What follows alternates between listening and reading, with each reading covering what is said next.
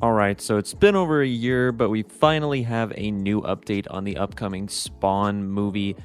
Coming from Jason Blum and Blumhouse Studios, this film has gone through many delays. It's gone through many rewrites, and Todd McFarlane, the creator, who was once attached to direct the film, is apparently no longer attached, or actually hasn't been attached to direct for quite some time. They've got 3 different writers, and now Jason Blum has finally came out and said this, quote, "I would say you have a lot to hope for because it's in very active development. What needs to happen is that my fellow friends, the writers and the studios, need to figure out their differences and get back to writing. But we've got a great group of folk putting it together, and my hope is that the movie, my prediction is maybe we'll actually see a Spawn movie in 2025. No promises, but that's my prediction." Now, of course, Jason Blum is talking about the writer's strike, which, of course, in the next couple of days, we might be under the midst of somewhat of a SAG after strike as well. So keep your eye on that. But this is good news if you're a Spawn fan. I mean, the film isn't totally dead. We don't know if Jamie Foxx is still attached as of now. But as soon as the writer's strike is over, it sounds like maybe we'll be getting a little bit more of an update afterward. But who knows, this film has been delayed so many times that I would be not shocked at all if it just gets removed altogether. Not to sound super pessimistic, I do want this film to happen. I think Spawn's an interesting character and there is some potential there. But what do you think? Let us know in the comments. Speaking of SAG and the studios will keep talking beyond the midnight Friday contract deadline as they remain at odds on issues like streaming residuals and artificial intelligence. The union has agreed to extend the contract to July 12th. The Alliance of Motion Picture and Television Producers and SAG-AFTRA made the announcement in a joint statement just before 7 p.m. on Friday. Many SAG-AFTRA members have already joined the Writers Guild of America on the picket lines in a show of solidarity.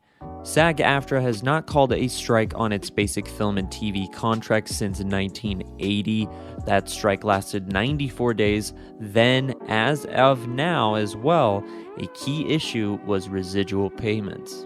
Now, this last piece of news is a potential spoiler. This isn't coming from necessarily a reliable source from any major studio outlet, but if you are a Spider-Man fan, Spiderman Across the Spiderverse fan, you may want to stay away from potential spoilers, and this may be one. But at the end of Across the Spiderverse, we get the big reveal that Miles Morales actually returned to an alternate timeline when he was attempting to get back to his own, and in this reality, Miles lost his father instead of his uncle and became the Prowler instead of Spider-Man. Miles is captured by his uncle Aaron, or our Miles, and Prowler reveals himself just as Miguel O'Hara and the other spiders arrive on Earth 42, which led to the big reveal that Miles Morales on this world is a villain, as he doesn't want to let our Miles go and save his father.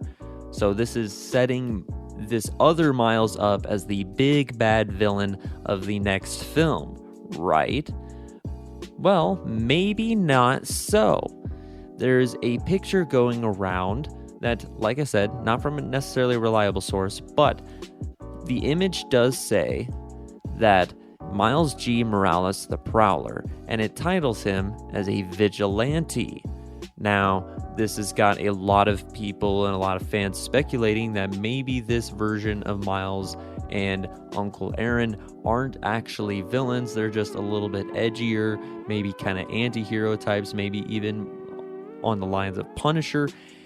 And this would lead to a sort of Miles and Miles team up for Beyond the Spiderverse, where maybe the 2 versions of Miles would be teaming up against the Spot for a big final showdown, kind of similar to the Flash movie in another way, which is very funny how Across the Spiderverse, and now it seems like maybe potentially Beyond the Spiderverse as well. But what do you think? Do you even buy into this? Do you think this is believable? And if so, what do you make of it?